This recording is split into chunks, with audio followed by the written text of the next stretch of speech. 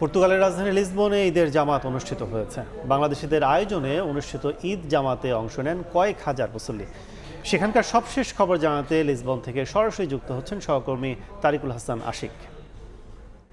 পর্তুগালে ইউরোপের সবচেয়ে বড় ঈদ জামাত যদি আমরা বলি সেটি অনুষ্ঠিত হয়েছে লিসবনে। এই বড় ঈদ জামাতটি অনুষ্ঠিত হয়েছে এবং স্থানীয় সময় সকাল 8:30টায় এই ঈদ জামাতকে কেন্দ্র করে শুধু রাজধানী লিসবন নয়, বিভিন্ন শহর থেকেও আমরা প্রবাসী বাংলাদেশিদের এখানে আসতে দেখেছি।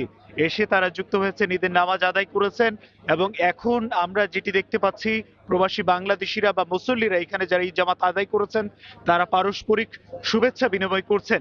আমরা যদি বলি যে পর্তুগালের এই লিসবনের মাতৃমুনিস পার্ক একটি গুরুত্বপূর্ণ জায়গা।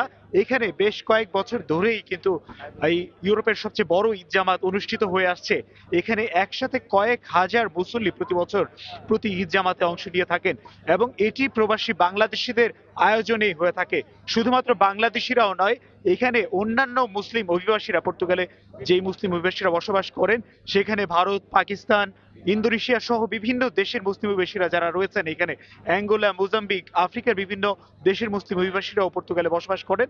তারাও কিন্তু এই জায়গাটিতে বিপুল পরিসরে এই ঈদ জামাতের আয়োজনে অংশগ্রহণ করেন এবং ঈদের জামাতকে কেন্দ্র করে আমরা দেখি যে ভোরের আলো ফোটার আগেই এখানে এখানে আমরা যদি বলি যে পর্তুগালে এটি ইউরোপের পর্তুগাল প্রবাসী নয়, শুধুমাত্র ইউরোপে মুসলিম বাংলাদেশি অভিবাসী যারা আছেন তাদের সবচেয়ে বড় ঈদ জামাত এটি। এখানে শুধুমাত্র বাংলাদেশিরা ছাড়াও বিশ্বের বিভিন্ন দেশের মুসলিম অভিবাসীরা তারা কিন্তু একসাথে ঈদের নামাজ আদায় করে থাকেন এবং এই ঈদ জামাতটির আয়োজক প্রবাসী বাংলাদেশিরা।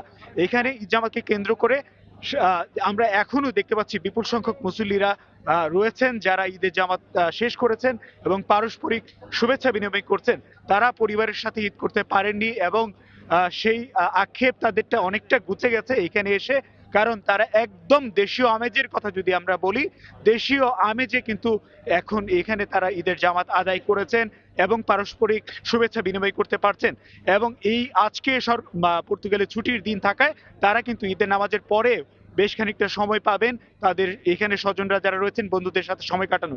তো এই ছিল আসলে পর্তুগালের ইউরোপের সবচেয়ে বড় ঈদ জামাত আয়োজনের সবশেষ খবর। ঈদ জামাতের খবর জানতে এতক্ষণ ছিলাম পর্তুগালের লিসবনে।